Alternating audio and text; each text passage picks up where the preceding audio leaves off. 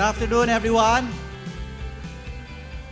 Of course, before I start, I'd like to acknowledge our gracious host, Dr. Hyun Jin Preston Moon, the founder and chairman of Global Peace Foundation, together with Dr. Jun Suk Moon, chairwoman of the Global Peace Women, to our partners and friends from GPF Philippines, of course, our distinguished guests, ladies and gentlemen, good afternoon. Now, last night I was wondering, how many watched FIFA, the World Cup of South Korea versus Portugal last night? Who saw that? Wow, there are a lot of fans here. So, well, for those who did not see, spoiler alert, South Korea won versus Portugal 2-1, and Korea will advance for a knockout stage against the world's best football players. So I think we should give them a round of applause, our Asian neighbor, Korea. But what does that mean? The Koreans held their ground against one of the best players, Cristiano Ronaldo, and showed that on the stage of life, everybody is given an equal opportunity to shine as long as we have grit, grace, and God. And if there's anything that I would like you to take away from my message today, I would allow me to briefly emphasize on these three words. Again, I will repeat: grit, grace, and God. I have been working in SM actually for more than 20 years and started as an assistant in SM Mega Mall. I was then transferred to handle a region of SM malls in Metro Manila, and now I have the privilege of handling all the malls in SMDC. And what I have learned from the C family and other great entrepreneurs is that they have a natural ability to rise after every time they fall. And this is what is called as grit. Especially now, in a world of instant gratification, we need to relearn that failure is just part of the process. Failure is what will allow us to reach our goals. Because grit determines that life's challenges should never defeat nor define us, and developing grit takes a lot of time, a lot of patience, and a lot of practice. And that's why my friend, Leonard Faustino, he would always put it that we prove that young people can. My second point is grace. In 2010, when SM first met GPF Philippines in a bid to break the World Guinness Book of Records for the largest peace symbol with over 23,000 students, we aligned our goals and vision for the youth.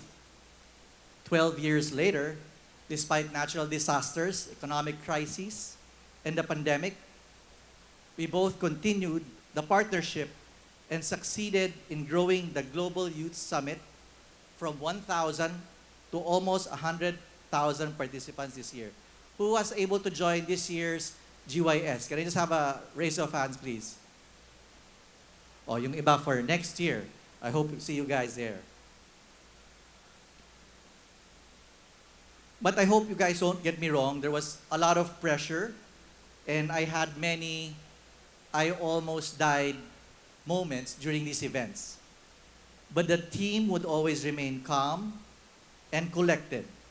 There was always kindness and respect within the group. The grace not to strangle anyone at that moment of toxicity makes the experience so much better. And actually, it makes you want to work even harder and improve to avoid these mistakes. Similarly, there are a lot of hurdles to the global peace that we all dream of. And the only way we can address them is by working peacefully together.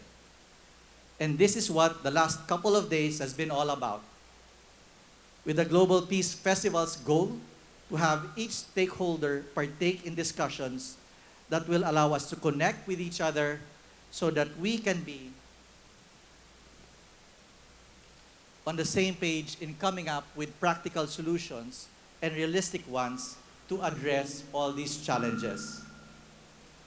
Trust me, I know some of you may be undergoing a lot of pressure. Sino dito yung mga may boyfriend, girlfriend? Wala. Nako, dapat pala mag-mix tayo mamaya. But whether you have one, whether you have a spouse or a friend or even a family member, of course, you also encounter a lot of challenges with work, with school, how to earn a living, and then you still have to think of others aside from yourself, and of course, your community. And in doing so, we really have to be kind in doing all these things at the same time. And yes, grace under pressure is a skill that everyone can have, but it must be earned. And last but definitely not the least, let me check if you still remember, I started off with 3 words. Can I ask people here, the young ones, do you remember? It's grit, grace, God. Thank you. Because God, as my belief, in everything we do, you should always do it with God. So we can give back the glory to Him and give back to the community we are in. Because if we are not to give back to our community, who else will? And this has always been my fervent prayer for the youth from the time that we started.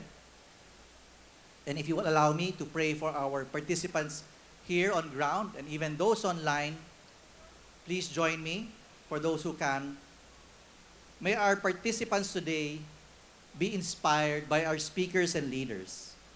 May we find purpose in our dreams. May we remain to have grit to surpass all the challenges that we will find in our journey. May we be graceful and grace-filled in creating opportunity not only for ourselves, but also for others. May we truly become an instrument to transform our world for a better new normal. Again, congratulations to everyone for a successful Global Peace Festival. Take care of yourselves and of each other. Thank you, Mr. Royston Cabunag.